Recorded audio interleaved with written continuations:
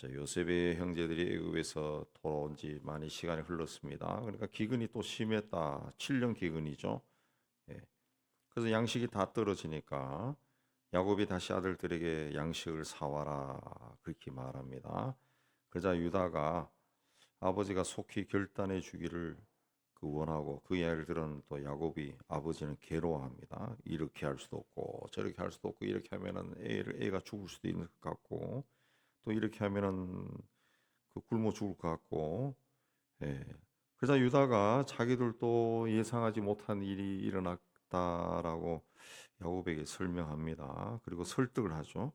그래서 유다의 설득에 야곱이 이제 결단을 합니다. 야곱이 이제 여기서도 나오는 것이 뭡니까? 야곱이 끝까지 인간적인 생각에 사로잡혀 있었던 거죠. 인간적인 갔다가 애를 잃어버리면 어떡하냐 이런 생각을 했는데 이제 야곱이 마침내 이제 그런 고난을 통해 가지고 자기에 닥친 그 고통스러운 괴로운 일, 이 아들을 보내면 아들이 혹 또 죽을 수도 있겠다. 이 여러 가지 생각하면서 그걸 다 내려놓고 하나님을 바라보며 결단을 하게 되죠. 그 이제 14절에 보면은 내가 자식을 잃게 되면 이르리로다 그랬습니다. 죽으면 죽으리라 그런 식으로 이제 결단을 내립니다. 자식을 잃으면 잃게 되고 어쨌든 살아야 되지 않겠냐. 그 혈연적인 정에 매이지 않고 이제 자식을 잃게 되면 이르리로다. 이건 이제 하나님을 온전히 의지하는 거죠. 온전히 의지하는. 이제 하나님의 손에 모든 것을 맡깁니다. 그래서 야곱의 11 아들들이 이제 다 같이 이제 애굽으로 내려갑니다. 막내까지 데리고 가는 겁니다. 요셉이 동생이 온 것을 보고 굉장히 기뻐했다. 그래서 청지에게 잔치를 그 준비하겠습니다. 16절에 보면 잔치를 준비하고, 예. 그러나 그렇게 집으로 인도했습니다. 그렇게 하면 할수록 이제 요셉의 형제들은 굉장히 불안해진 거죠. 일전에 자기들 곡식 자루에 들어가 있던 돈 때문에 집으로 불러들여서 이 노예로 삼는 것이 아닌가 막 불안해진 겁니다. 그래서 겁을 먹고 이전에 자신들이 일어났던 일을 고백합니다. 그러자 청지기가 뭐라 했습니까? 23절에 너희는 안심하라 두려워하지 말라 너희 하나님 너희 아버지 하나님이 재물을 너희 자루에 넣어 너희에게 주신 것이니라 너희 돈은 내가 이미 받았다. 그렇게 이야기합니다. 요셉의 청지기가 하나님을 거론하고 너희 하나님 너희 아버지 하나님이다. 그렇게 이야기했습니다. 너희 아버지 하나님이 너희를 위해 그런 일을 한 거다. 그 이야기한 거다. 이건 요셉을 통해 가지고 그 요셉의 집에서 일하는 사람들도 하나님이 어떤 분인지 알게 되었다는. 너희 아버지 하나님이 재물을 너희 자료에 넣어 너에게 주셨다. 이 말 자체가 이 요셉의 청지기도 굉장히 신앙이 깊은 사람이라고 우리가 짐작할 수 있죠. 이런 말은 아무나 할 수 있는 게 아닙니다. 예, 너희 아버지 하나님이 너희 재물을 너에게 주신 거야.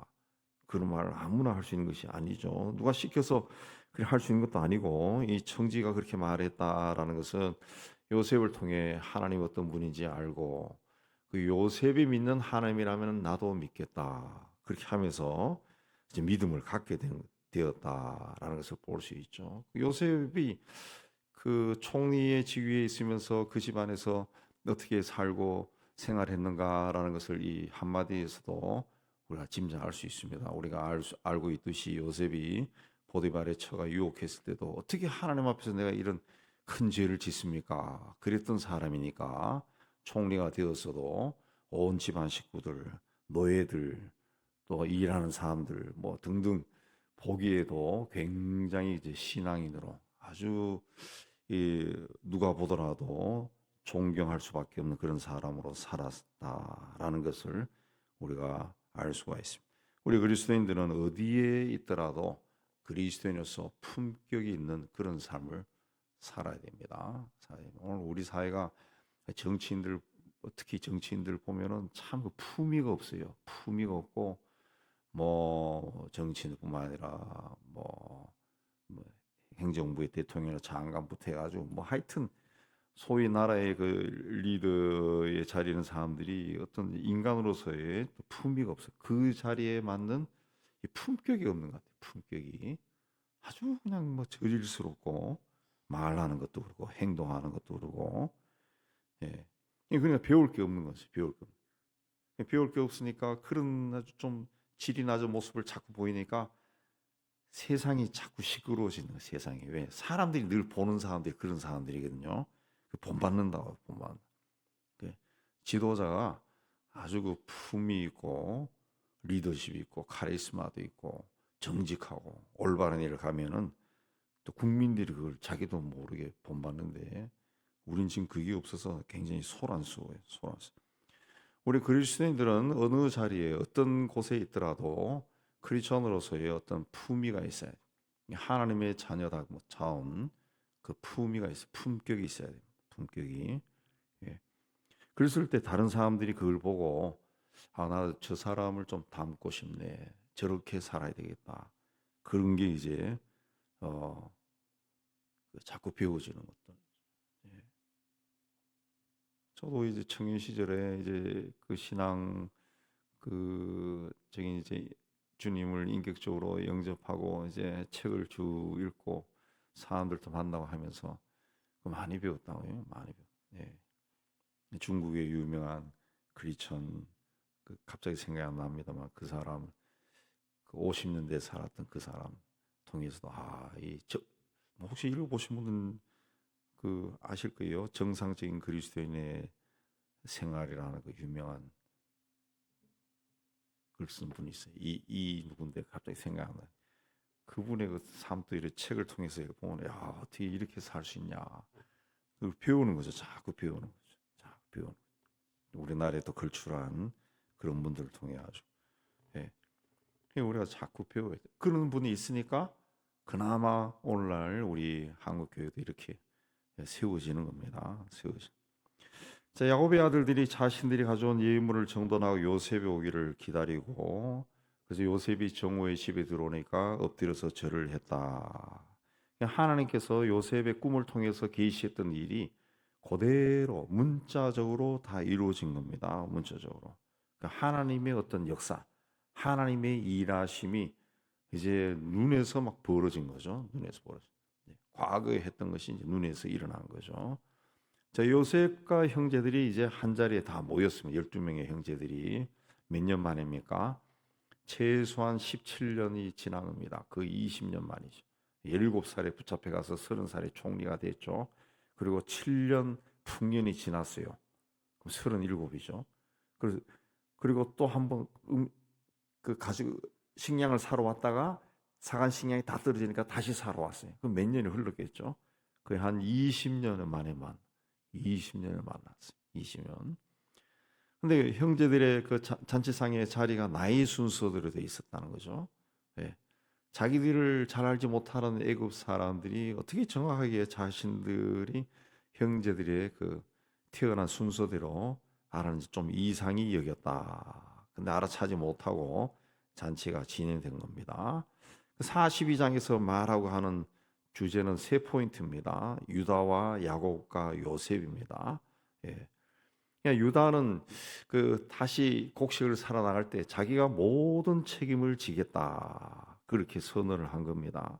그 선언이 아버지의 마음을 움직여서 예, 아버지로 하여금 이제 다시 베냐민을 데리고 내려가라 그렇게 했습니다. 유다는 굉장히 지혜롭게 또 신뢰감을 주는 행동을 해서 아버지의 마음을 설득한 겁니다.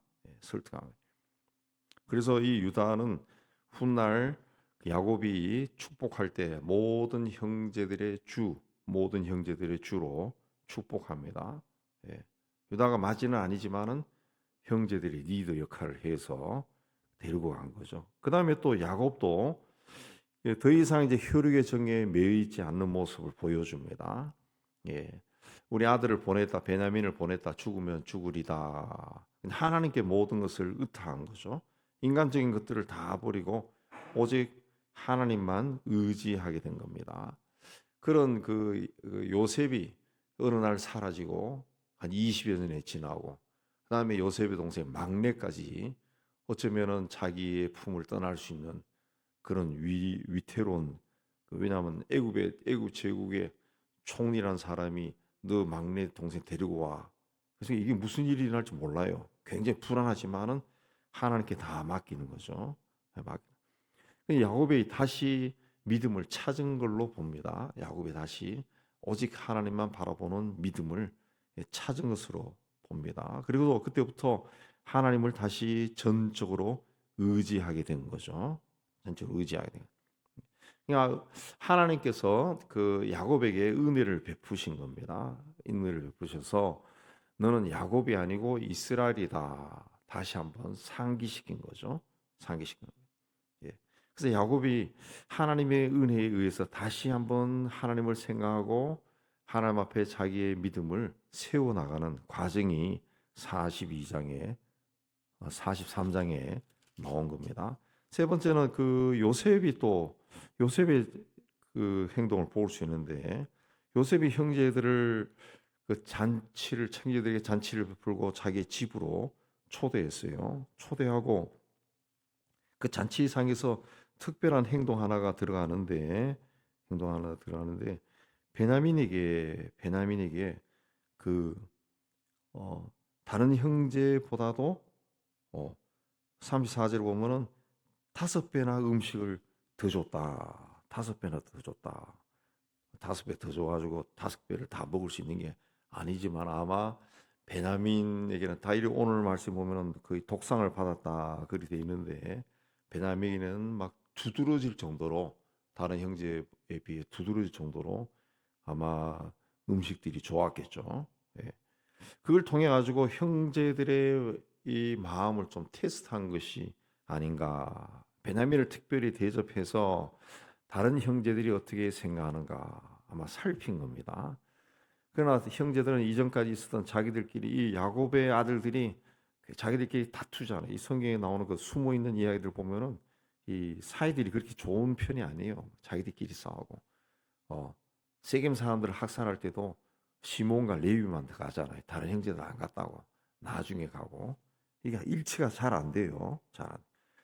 근데 그런 모습을 보고서도 시기하고 질투하거나 불쾌하지 않고 끼웃거리고 부러워하지도 않았다는 거죠.